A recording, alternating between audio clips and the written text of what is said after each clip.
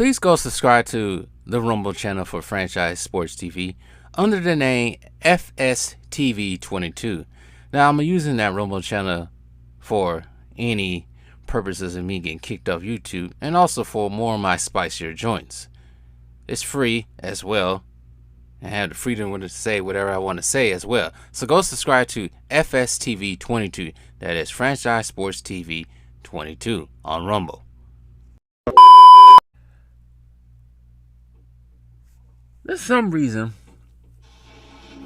lately I've been seeing a lot of Larry Bird detractors.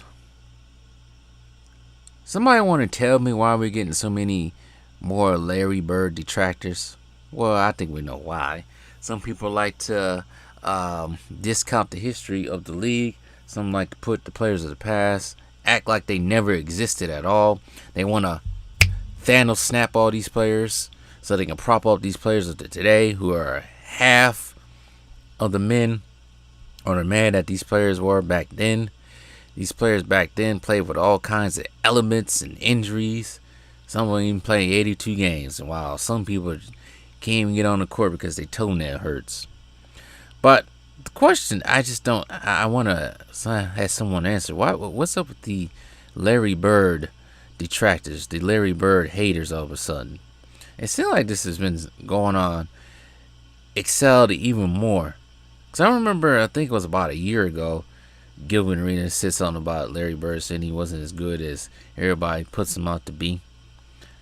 And I think I made a video about it, but I continue to keep seeing it more on this channel as well. Yes, Larry Bird wasn't the most athletic. He wasn't high flying, jumping out of the gym like a LeBron James, like people want all these players to be these days. But at one point in time, from what I heard from so many people older than me that watched the league during the 80s, they say at one point in time, people was considering Larry Bird to be the GOAT of the NBA. But now that has been taken apart by Michael Jordan himself. But I've seen Larry Bird play, highlights of course, and come on now. Maybe he's not the youngin's cup of tea. Because also, not too long ago, I posted a picture of all the shooters, top shooters in NBA history, and Larry Bird was not on there. Most people agreed that Larry Bird needed to be on there instead of Damian Lillard or Klay Thompson. You see the agenda here? Get rid of the old, bring in the new. Even though the new hasn't really lived up to some of the old's legacy yet. I don't get it.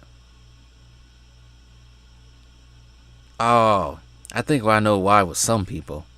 I don't want to go to this route, but I think some people have some underlying hate towards the man's skin complexion. Not everybody, but some. You know, you have some weirdos out there that look at that.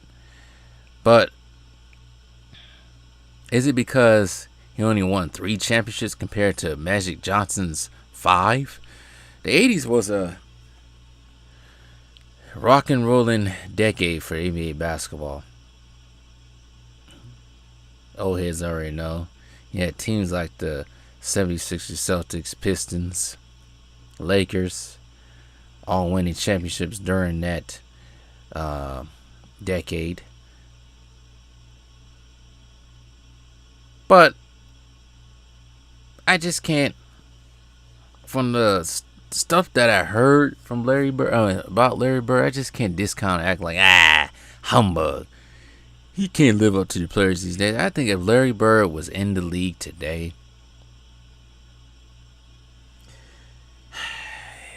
if Jokic and Luka Doncic can play in this league today, I'm sure Larry Bird could too. At a high level, a prime Larry Bird could. When he entered the NBA in 1979, the Celtics had a 32 win improvement over the previous seasons. And he can start at. He played two different positions at small forward and power forward position. He was 6'9", or is 6'9". But I also have a huge degree of respect for Larry Bird, who later in his career had to deal with back issues, back ailments, to the point it was a hindrance towards the end of his career. And he out there and still went out there and played. Still out there giving it his all. Which some people don't even want to do that these days. And he was also part of most people thought or ranked the 1986 Boston Celtics as being one of the greatest basketball teams of all time. Boston Globe naming them number one. But the hate, the disrespect that Larry Bird gets is crazy. It's crazy to me. But what actually ended his retirement was that back. He missed 22 games due to compressed nerve root in his back. Yeah, that doesn't sound like a good time. He had off-season surgery to remove the disc from his back. Still back problems continued, missing another 37 games in 1991 and 92. Missed some games during the semifinals in 1992 against the Cavs. Due to back problems, he had to retire at the end of that season. I think if he didn't have a back injury, he probably would have played. And we probably would have seen, I hate when I do that, probably would have seen different numbers too. Height numbers for him. The man had a chance to break certain records, but didn't want to break them. Just rather sit on the bench and still trying to break records. It's crazy how much disrespect this man gets. 3-time MVP. Back years, 84, 85, 86. 2-time finals MVP, 84, 86. 3-time champion, 81, 84, 86. 12-time All-Star. All-Star Game MVP. 9-time first team. Second team. And they act like he couldn't play defense. Yeah, he may not have been the defensive showstopper like some people are, like a Jordan was or something like that, but he was a 3-time all-defensive second team. Earlier in his career, Rookie of the Year, beaten out. Rookie team, 3-point contest champion, 1986 to 1988 part. 2 times on the 50, 40 of 90 club in 87 to 88, back-to-back years. AP Athlete of the Year in 86. Of course, he's part of the 50th and 71st anniversary teams. Yeah, it beats me.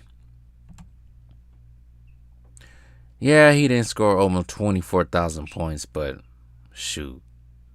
For his whole entire career, he averaged 24 points and 10 rebounds. It almost came close to averaging a triple-double. But he's overrated. Yeah.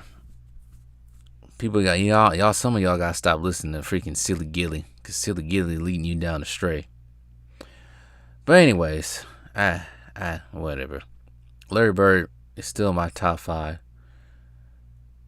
Is he? Still my top 10, not top 5. But anyways, I'm done. Tell me what you guys think.